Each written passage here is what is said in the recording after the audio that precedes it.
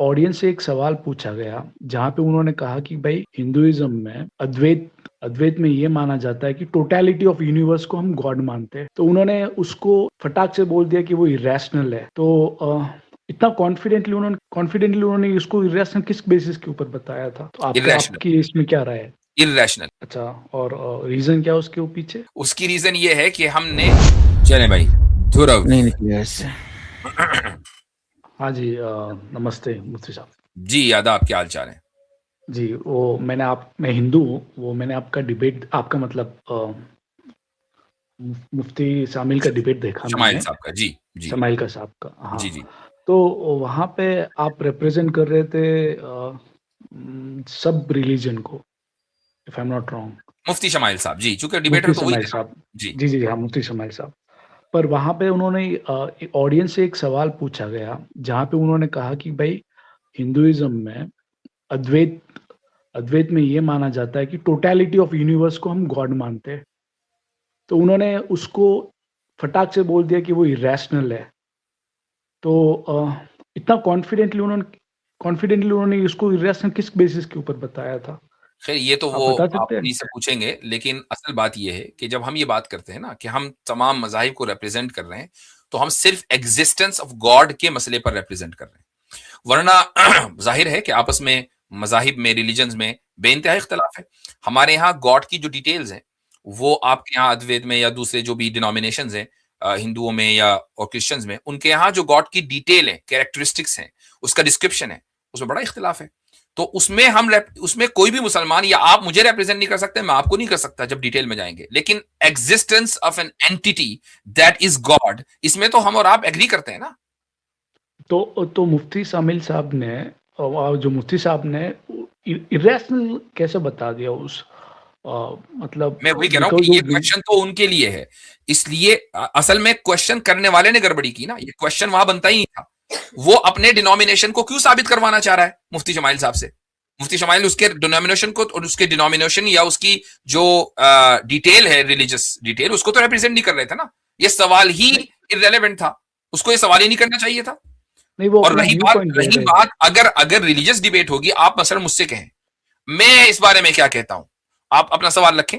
जी, जी, आप, हाँ, ठीक है, आप बताइए, आप इस बारे में क्या कहते हैं? किस बारे में?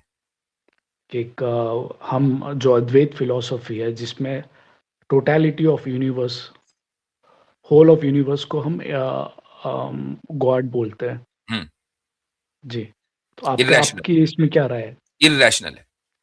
अच्छा, और रीज़न क्या है उसके पीछे? उसकी रीजन ये है कि हमने मखलूक को, क्रिएटेड को और क्रिएटर को एक कर दिया। क्रिएटेड अलग है, क्रिएटर अलग है। क्रिएटेड अगर क्रिएटर हो गया तो ईवल कभी भी एग्जिस्ट नहीं करेगा, और ईवल एग्जिस्ट करता है, वरना ईवल को भी गॉड हाँ, मानो। लेकिन नहीं, वो तो आप क्लेम है आपका क्रिएटर और नहीं, मैं क्रिएशन तो का। आपसे पूछ रहा हूं, मैं तो आपसे पूछ रहा हूं कि क्या आप ईवल को गॉड मानते हैं? नहीं, आप ये बता रहे हो, इविल की बात ही नहीं है ना मुफ्ती नहीं, ईवल साहब, की पहले बात तो है ना हम भाई। डिसाइड करेंगे। जिस जिस यूनिवर्स में हम रहते हैं वहां ईवल एग्जिस्ट करता है, सफरिंग एग्जिस्ट करती है, तो सफरिंग को भी आप गॉड माने ना फिर। नहीं, मैं सफरिंग को गॉड नहीं मानते, वो सफरिंग हमारे रिलेटिव है। सफरिंग इविल एग्जिस्ट करता है क्योंकि ह्यूमन अपने आप को सेपरेट करता है, और वो सेपरेशन एक दूसरे में लड़ाई या झगड़ा की, वो अलग ही हो गया, वो नहीं अद्वैत नहीं, वो अलग अद्वैत में कैसे हो गया अपना। भाई? ईवल बाय इटसेल्फ एग्जिस्ट करता है आपके नजदीक या नहीं? अगर करता है तो ईवल को आप गॉड माने। आप ये इविल कैसे? है। अच्छा, दूसरी बात मैं आपसे कहता हूं कि क्या कॉज एंड इफेक्ट दोनों एक हो सकते हैं? एक ही चीज कॉज हो, एक ही चीज इफेक्ट हो? नहीं, अगर रिलेटिव है तो टोटैलिटी में वो रिलेटिव हो गया ना। What do you totality mean के लिए टोटल? कॉज नहीं चाहिए। जैसे कि ये तो आपका क्लेम हुआ।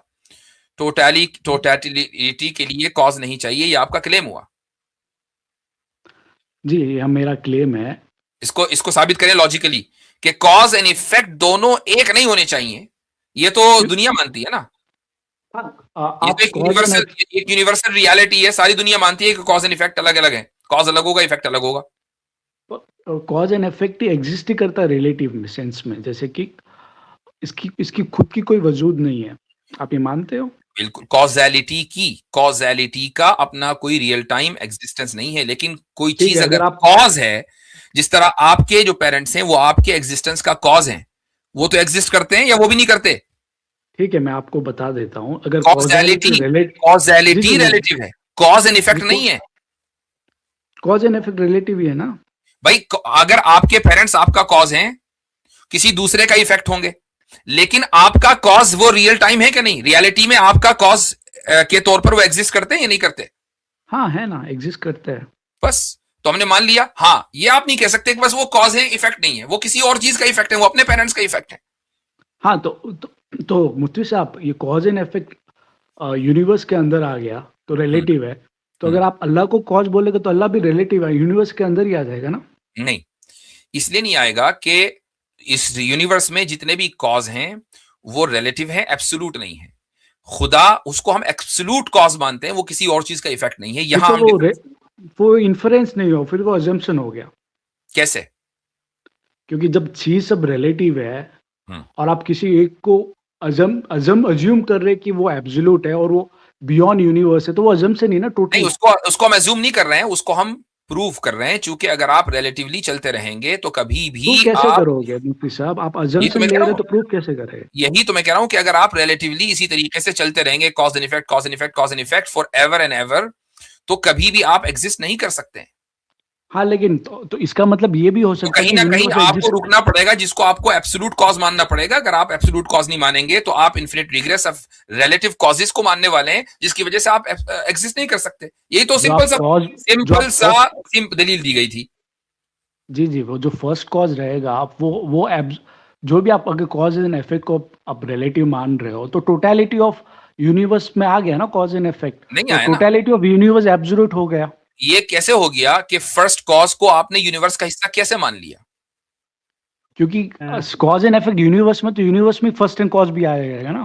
फर्स्ट कॉज ने यूनिवर्स को नॉन एग्जिस्टेंस से एग्जिस्टेंस बख्शा, यानी वो नहीं, चीज, वो ये चीज आपका अजम्पशन है। वही तो फर्स्ट जो, हम क्लेम कर रहे थे। वेट ये वेट वेट, हमारा फर्स्ट, ये वो मानना है, आपका भी फिर अद्वैत का ये असम्पशन है भाई, मानना। रुक जाइए। फर्स्ट कॉज ने नॉन एग्जिस्टेंस से इस यूनिवर्स को एग्जिस्टेंस दिया, और उस यूनिवर्स में टाइम एंड स्पेस दोनों हैं। वो फर्स्ट कॉज ना किसी टाइम में है ना किसी स्पेस में है। टाइम और स्पेस भी क्रिएटेड है। हम इस तरीके से गॉड को समझते हैं कि वो एब्सोल्यूट है, वरना फिर वो एब्सोल्यूट नहीं होगा। आप इन्फर ही नहीं कर सकते एब्सोल्यूट के लिए, क्योंकि जब आप कॉज आपका जो पॉइंट है, आपका जो क्या बोलते हैं उसका, इन्फरेंस के लिए जो ट्रूथ व्हाट है डू यू मीन वो ये है इन्फ्लुएंस? कि कॉज एंड इफेक्ट रिलेटिव है, तो आप एब्सोल्यूट पे अप्लाई नहीं कर सकते ना। इसीलिए मैं कह रहा तो हूं ना कि कैटेगरी एरर अगर हो गया। आप खुदा को भी इसी कायनात का हिस्सा मानेंगे तो उसी रिलेटिव कॉज एंड इफेक्ट का आपको हिस्सा मानना पड़ेगा। और जब ये, और खुदा है, वो होना चाहिए, और इन्फिनिटली आपको चलना पड़ेगा। इन्फिनिटली चलेंगे तो आप कभी भी खुद मौजूद नहीं होंगे। तो कहीं ना कहीं आपको एक एब्सोल्यूट कॉज मानना पड़ेगा कि जिसने फिर इस पूरे कायनात को ट्रिगर किया है, इस पूरी यूनिवर्स को वजूद बख्शा है। सिंपल है। वरना इन्फिनाइट मुझे, कॉज एंड अगर आप इस टोटलिटेरियन कॉन्सेप्ट को, जो आपका कॉन्सेप्ट है, मान के चलेंगे, तो मैं भी खुदा, आप भी खुदा, अच्छाई भी खुदा, बुराई भी खुदा, हर चीज खुदा फिर। अगर आप हमारा अद्वैत का कॉन्सेप्ट मानोगे जी, और अद्वैत जी, अगर आप उसको होल मानोगे, अनडिवाइडेड मानोगे, तो कॉज एंड इफेक्ट कोलैप्स हो जाएगा वहां पे इमीडिएटली। किसको हम अनडिवाइडेड मानेंगे? The totality of universe, the wholeness of universe, हमारा जो हाँ, अद्वैत कॉन्सेप्ट में हाँ, कॉज एंड इफेक्ट कोलैप्स हो जाता है, क्योंकि कॉज अलग नहीं है और इफेक्ट इफेक्ट भी अलग नहीं है। वही तो मैं कह रहा हूं ना कि ये दुनिया में कोई भी आदमी इसको नहीं मानता कि एक ही चीज कॉज भी है और वही उसी कॉज का इफेक्ट भी है।